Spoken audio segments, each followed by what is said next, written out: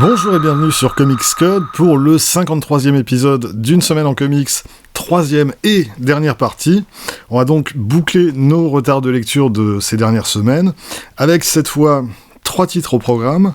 Transformers G.I. Joe 1939 de John Neyrhyber et Jay Lee, le tome 2 de Transformers vs G.I. Joe de Tom Scioli et John Barber, tous les deux sortis chez Vestron, et enfin Dark Vador Black, White and Red par tout un tas de monde, paru chez Panini Comics.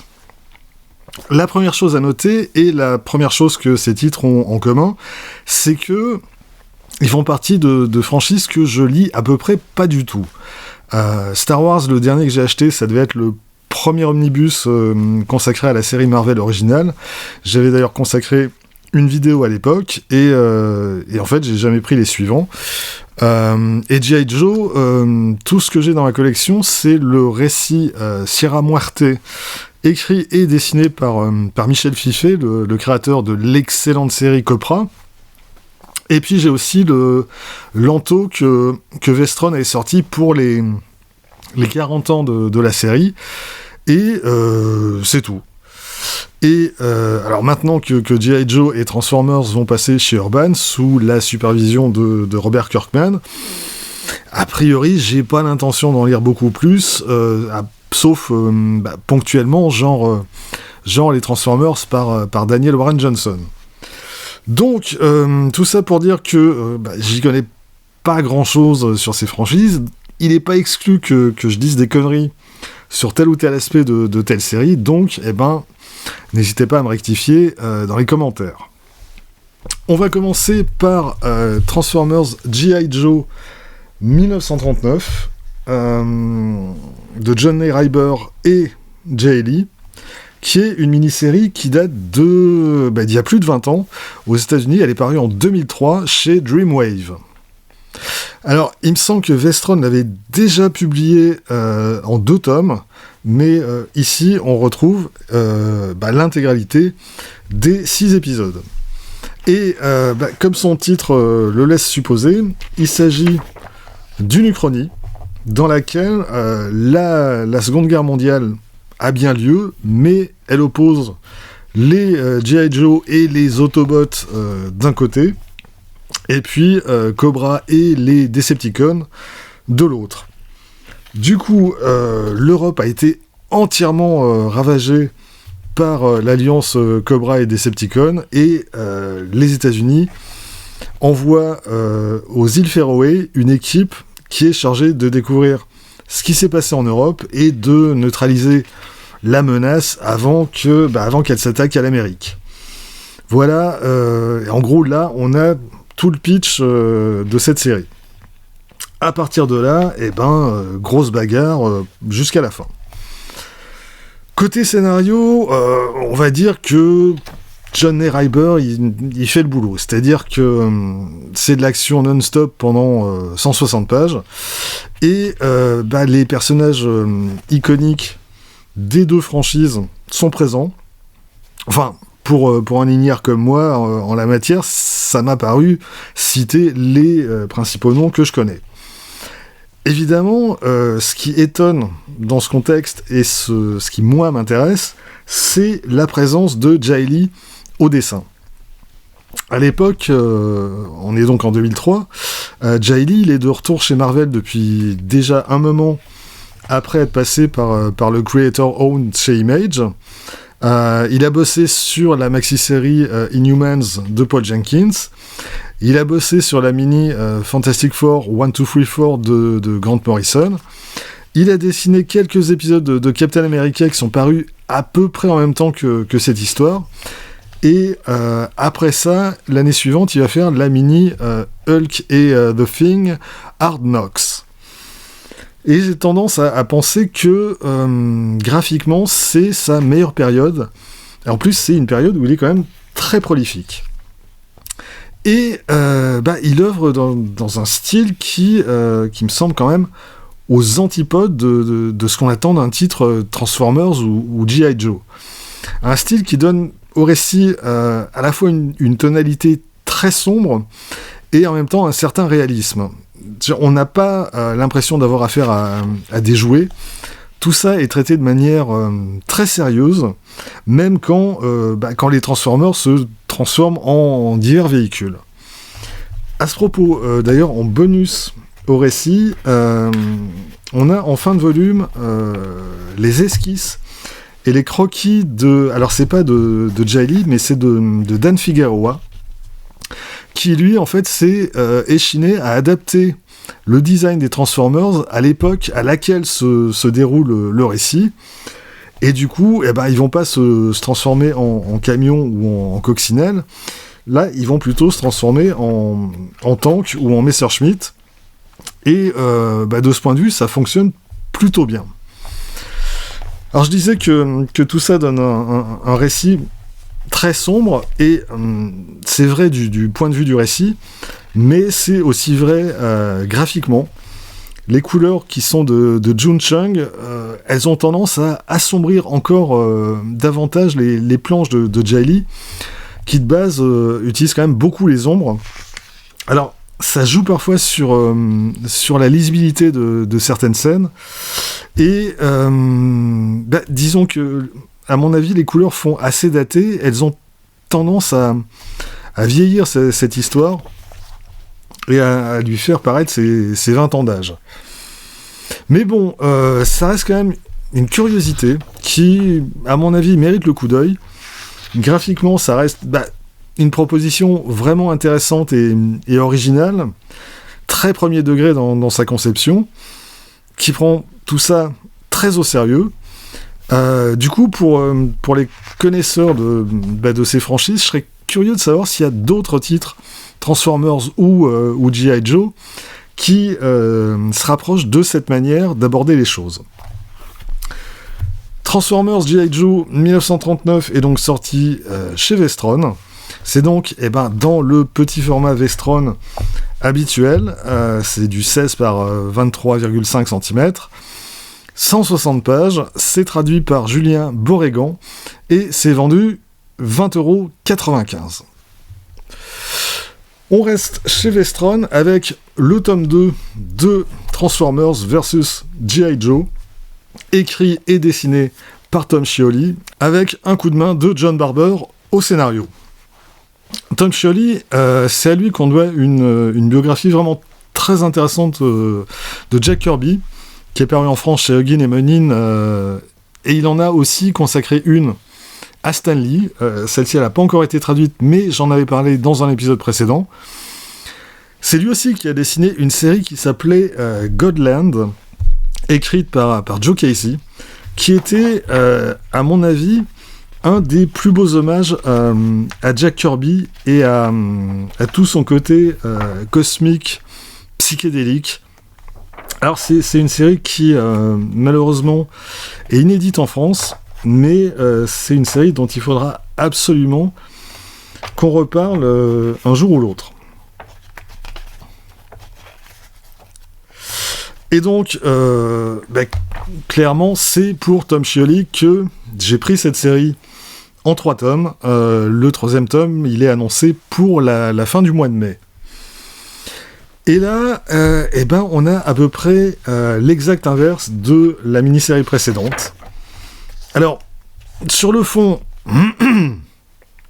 c'est plus ou moins la même chose, c'est-à-dire que c'est les G.I. Joe qui sautent sur la tronche avec les Transformers, ou plus exactement, c'est G.I. Joes et Autobots d'un côté, Cobra et Decepticon de l'autre.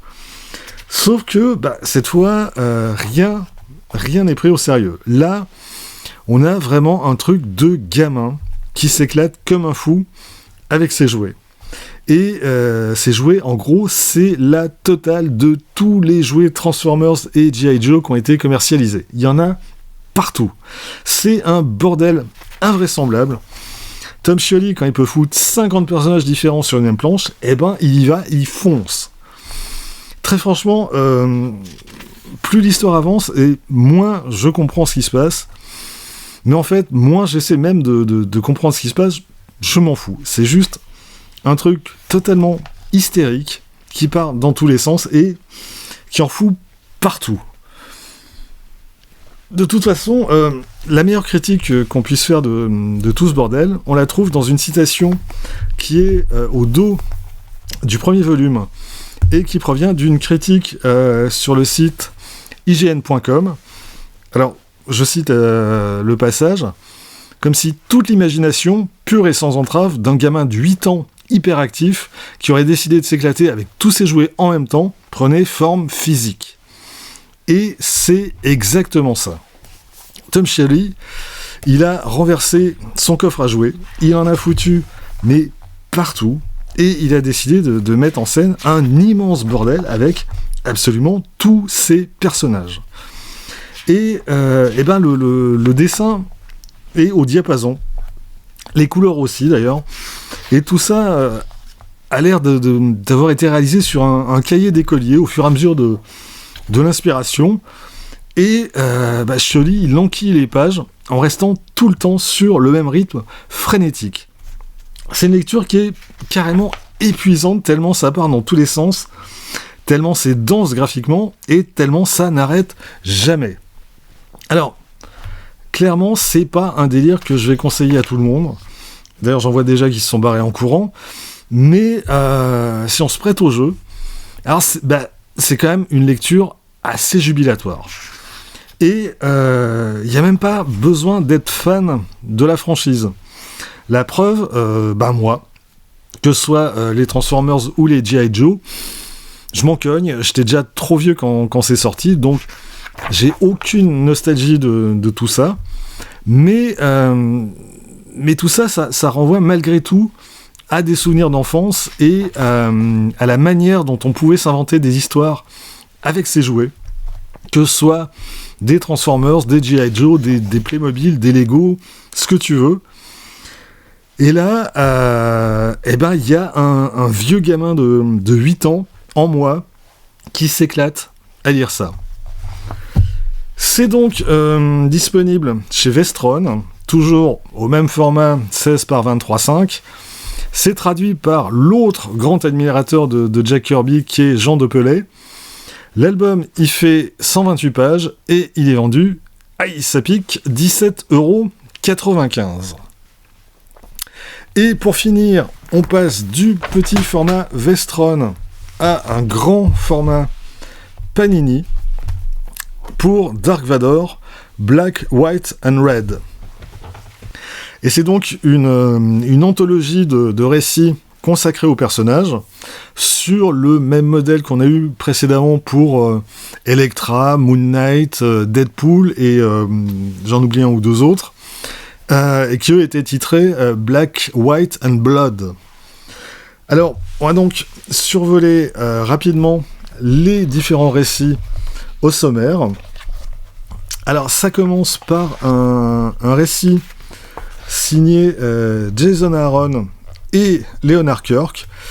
C'est une sorte de chasse au Vador qui est menée par un homme qui a décidé de se venger de lui et qui pense lui avoir tendu le piège parfait. Alors c'est le récit le plus long de l'album. En fait, à l'origine, c'était un récit qui était paru en feuilleton dans les 4 numéros de la mini-série en single, mais toute l'histoire a été réunie ici en un seul bloc, et c'est une histoire qui fonctionne plutôt bien, avec effectivement un Dark Vador en très mauvaise posture, mais tu penses bien que tout ça va pas se passer comme prévu. On passe ensuite à un des récits pour lesquels j'ai acheté cet album. C'est une histoire sans parole et cauchemardesque, signée Peach Momoko. Et graphiquement, je trouve ça assez sublime. De base, je suis pas particulièrement fan du travail de Peach Momoko. C'est Demon Days, je trouve ça assez joli, mais ça me parle pas vraiment. Mais là par contre, vraiment, je trouve ça magnifique. Et tiens, du coup, je vous spoil toute l'histoire. C'est pas grave.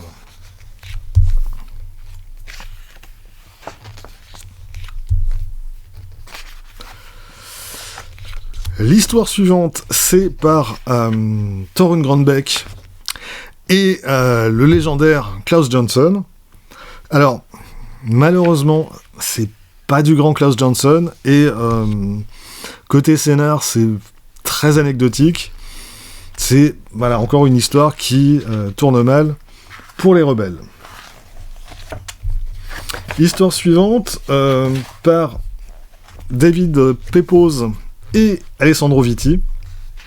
Alors, en gros, c'est un crossover entre Star Wars et Alien. C'est Dark Vador qui se fout sur la tronche avec des grosses bébêtes à grandes dents. Et là, le père Vador, il a quand même morflé. Et pour le coup, j'aime beaucoup la prestation d'Alessandro Vitti, qui est quand même très différente de son style habituel. On a ensuite un récit assez anecdotique qui est signé Victoria Ying et Marika Cresta. C'est l'histoire d'un gamin qui est témoin des exactions de l'Empire. Bon, voilà. Au moins, c'est assez joli. On passe ensuite à l'autre moment fort de cet ento. Un récit écrit et dessiné par Daniel Warren Johnson.